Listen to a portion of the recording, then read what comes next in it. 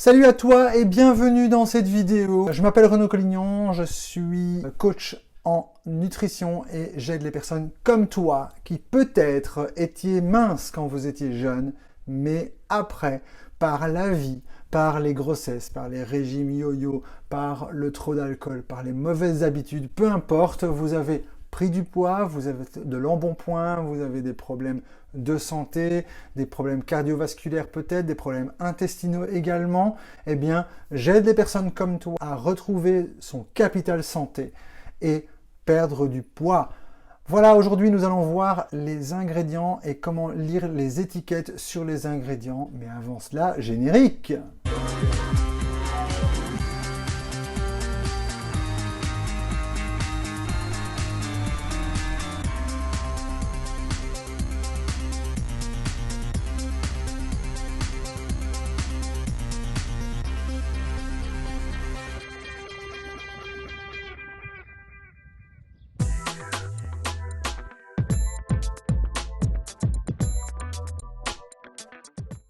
Dix clés aujourd'hui pour lire les étiquettes parce que c'est hyper important quand vous faites vos courses. Il est vraiment important de lire les étiquettes. Les étiquettes vous donnent des indications, mais malheureusement, l'arbre cache la forêt. Ça veut dire que évidemment, les étiquettes sont là pour un petit peu noyer le poisson. Et évidemment, il faut savoir que je recommande de manger biologique et que je recommande d'aller faire vos courses dans des magasins bio évidemment, mais également à la ferme, également chez les maraîchers. Pourquoi? Parce que ce sont eux qui sont à la source évidemment et on évite de faire des intermédiaires. Mais voilà, il faut savoir que le biologique est aussi un business et donc évidemment ils utilisent les mêmes procédés marketing que les non biologiques pour pouvoir vendre leurs produits. Donc il faut savoir qu'en fait, quand vous mangez du bio, quand vous allez dans un magasin bio, vous pouvez également manger de la junk food, par exemple, biologique. Lorsque vous lisez une liste d'ingrédients, la première chose à faire attention est l'ordre des aliments. La législation impose que ce soit en entonnoir, c'est-à-dire les choses qui sont le plus présentes avec les choses qui sont le moins présentes. Donc si vous regardez par exemple un produit dans lequel il est marqué en gros énorme sur l'emballage, où il est marqué enrichi en vitamines et en fer, allez voir la composition et vous allez certainement voir que votre vitamine et en fer se retrouve en dernier dans la liste.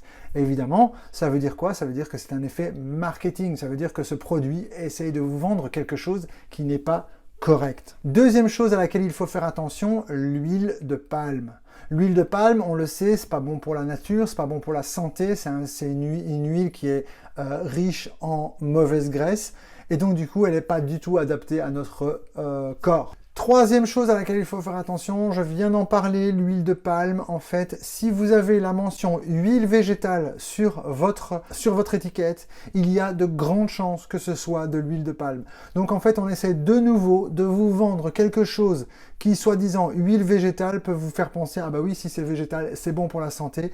Et donc du coup, on va camoufler derrière cela parce qu'il n'y a pas de législation spécifique pour dire que c'est de l'huile de palme.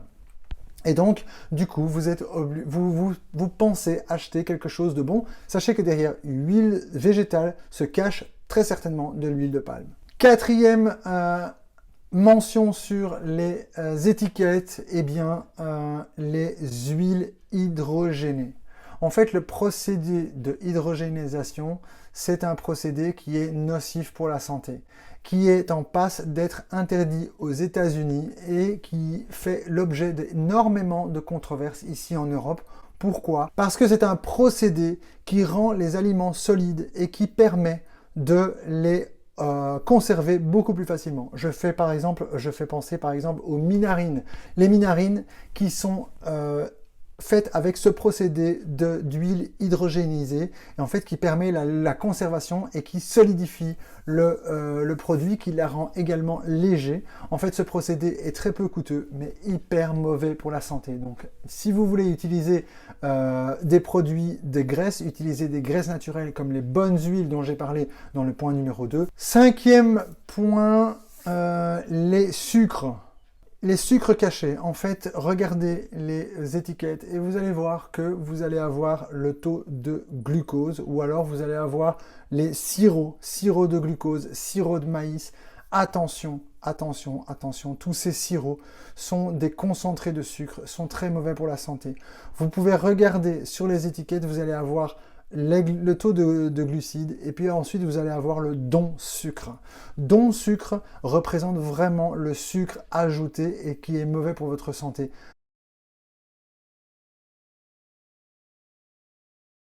Regardez parce que c'est toujours rapporté à la valeur 100 grammes ou 100 millilitres. Donc ça veut dire que vous avez finalement la valeur en pourcentage. Si vous avez par exemple 12 grammes de sucre pour 100 grammes de produit, eh bien vous savez que vous avez 12% de sucre.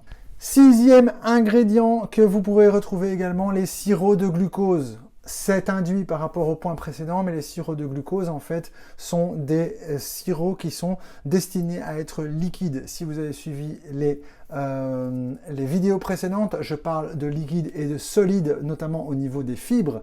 Il faut savoir que si vous avez quelque chose de liquide, comme à base de sirop par exemple, eh bien en fait, vous allez ingurgiter ça de manière très rapide, ce qui va faire augmenter votre taux de glycémie. Et donc du coup, c'est pour cela que les gens qui boivent beaucoup de soda par exemple, avec des sirops de glucose intégrés, eh bien en fait, développent notamment des diabètes pour la simple et bonne raison que en fait, votre corps va être sans arrêt sollicité avec des pics glycémiques réguliers, des pics hyperglycémiques comme par exemple avec le sirop de glucose. Septième point, les amidons. Alors, les amidons, mes amis, c'est du sucre, tout simplement. Prenons un simple exemple. Vous faites cuire votre riz, je suis certain que vous avez déjà fait cuire du riz, eh bien vous versez le riz dans votre passoire et vous regardez en dessous de votre passoire et vous allez avoir un liquide un peu gélatineux, blanc, qui n'aura pas de goût ou très peu de goût à part un léger goût de riz, eh bien ceci c'est de l'amidon. On utilise cet amidon, notamment l'amidon de maïs par exemple, dans des préparations. Il faut savoir que ça reste du sucre. Donc ça veut dire que si vous avez l'habitude d'acheter des produits dans lesquels il y a de l'amidon de maïs, en fait vous allez grossir parce que vous allez stocker du sucre. Huitième point, les additifs alimentaires. De E100 à E199 ou E199, vous avez les colorants. De E200 à E299 ou 99, ce sont les conservateurs. Tout ce qui commence par E300 sont les antioxydants. Tout ce qui commence par E400 sont les émulsifiants notamment, c'est-à-dire les agents de texture, les épaississants, etc. Vous avez également les E600 qui sont les exhausteurs de goût. Alors, il existe évidemment encore d'autres catégories, je vous en ai cité quelques-uns pour vous donner une idée de ce que vous pouvez retrouver sur vos étiquettes.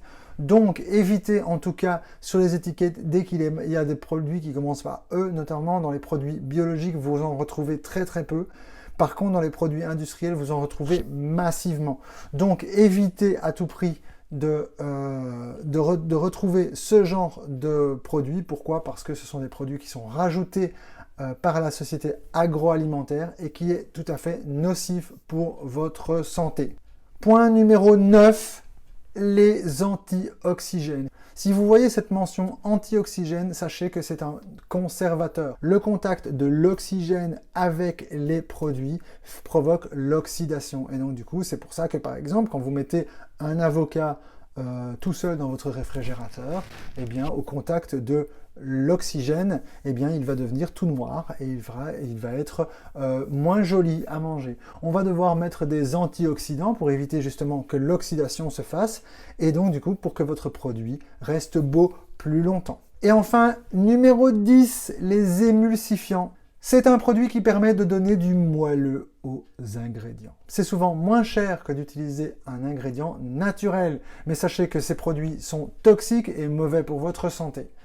Voilà, donc si on fait un petit résumé, n'hésitez pas évidemment à regarder d'abord l'ordre des ingrédients. Pourquoi? Parce que l'ordre a de l'importance par rapport à la quantité qu'il y a dans votre produit. Deuxième chose qu'il faut retenir, c'est qu'il y a différents types d'huiles, et notamment les huiles de palme ou les bonnes huiles. Et puis ensuite, troisième chose, ce sont évidemment les produits qui servent à conserver vos aliments beaucoup plus longtemps, à leur donner de la texture également, à les rendre plus jolis, plus attractifs, pour qu'ils se conservent beaucoup plus longtemps que des produits qui sont dits naturels. Voilà, j'espère que vous avez aimé cette vidéo, j'espère que vous avez appris quelque chose. Si vous avez appris quelque chose, n'hésitez pas également à me le mettre en commentaire, ça fait toujours plaisir. N'hésitez pas à mettre un petit like, n'hésitez pas également à vous abonner à cette chaîne si vous avez aimé le contenu. N'hésitez pas également à aller voir sur www.formeaunaturel.com, le lien est dans la description de cette vidéo, bien sûr.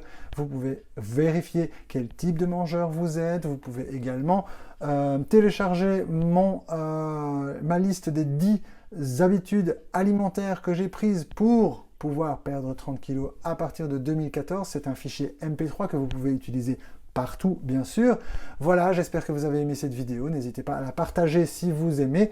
Et je vous dis à bientôt. Bye bye!